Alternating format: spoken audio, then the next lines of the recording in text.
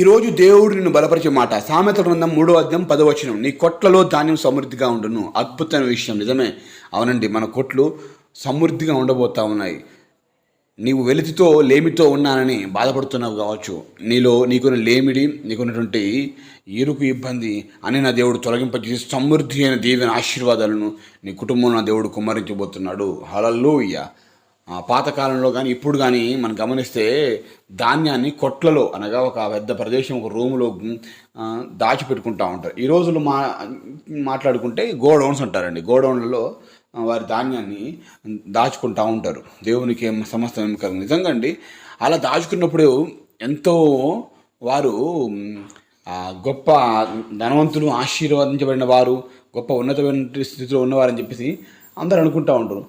అలా దాచుకోకపోతే ఏమవుతుందంటే, వెంటనే అమ్ముకుంటే ఏమవుతుందంటే వీళ్ళకి ఏం లేదు కనుక వెంటనే అమ్ముకున్నారు అని మాట్లాడుకుంటూ ఉంటారు. ఈరోజు ప్రియ సహోదరుడా, నా దేవుడు నిన్ను అంత గొప్ప ఆశీర్వదించబడిన ఐశ్వర్యవంతులుగా చేయాలని దేవుడు ఆశపడతా ఉన్నాడు. నిజమే, నమ్ముతున్నావా? ఈరోజు ఇంతవరకు నా అంత వెలితి లేమిడి అని అనుకుని బాధపడుతున్నావు కావచ్చు. నీ లేమిడి తొలగింపజేసి నా దేవుడు సమృద్ధిగా నిన్ను దీవించబోతా ఉన్నాడు. నిజం, నమ్మండి. ఖచ్చితంగా దేవుని వాగ్దానము బైబిల్ గ్రంథంలో రాసి పెట్టబడింది. సామెతల 3వ అధ్యాయం 10వ వచనంలో రాసి ఉంచావు ప్రభువా. నా జీవితంలో ఈ వాగ్దానం నెరవేర్చింది. సమృద్ధి అయిన ఆశీర్వాదాలు దయచేయండి, సమృద్ధి అయిన మేలులు దయచేయండి, సమృద్ధి అయిన ఐశ్వర్యం, సమృద్ధి అయిన ఆరోగ్యం, సమృద్ధి అయిన సమాధానం దయచేయండి అని చెప్పేసి దేవుని అడగండి. దేవుడు తప్పకుండా దయచేయండి. ఎందుకంటే ఆయన మాట ఇచ్చి తప్పేవాడు కాదు. నువ్వు మాట ఇచ్చావు కదా, నువ్వు తప్పవు కదా ప్రభువా, నాకు సహాయం చేయను అడిగి తప్పకుండా పొందుకోగలుగుతామండి. అడగకుండా మనం పొందుకోలేం. ప్రియ సహోదరుడా, ఎక్కడి నుంచి మాట ఉంటున్నావు? ఈరోజు నీకు సమృద్ధి లేదని బాధపడుతున్నావు కావచ్చు. బాధపడమాకు. వాక్యాన్ని బట్టి, వాగ్దాన్ని బట్టి నమ్మవు. వాగ్దానం ఎత్తిపెట్టి ప్రార్థించి తప్పకుండా నీ జీవితంలో గొప్ప సమృద్ధిని నా దేవుడు ఇవ్వబోతా ఉన్నాడు. నీ కొట్లలో ధాన్యం అంటే అదే ఒక తినుబండారాల గురించి మాత్రమే కాదండి.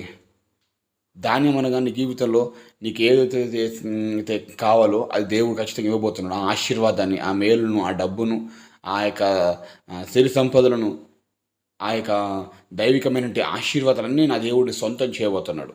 ఇంతవరకు నీ కొట్లు వెలితిగా ఉండి సమృద్ధి లేకుంటున్నాయేమో, ఈవెన్ నీ బ్యాంక్ అకౌంట్స్ కూడా ఒకటి సమృద్ధి లేకుంటున్నాయేమో, బాధపడమాకు. దేవుడు ఇస్తున్న వాగ్దానం నమ్ము.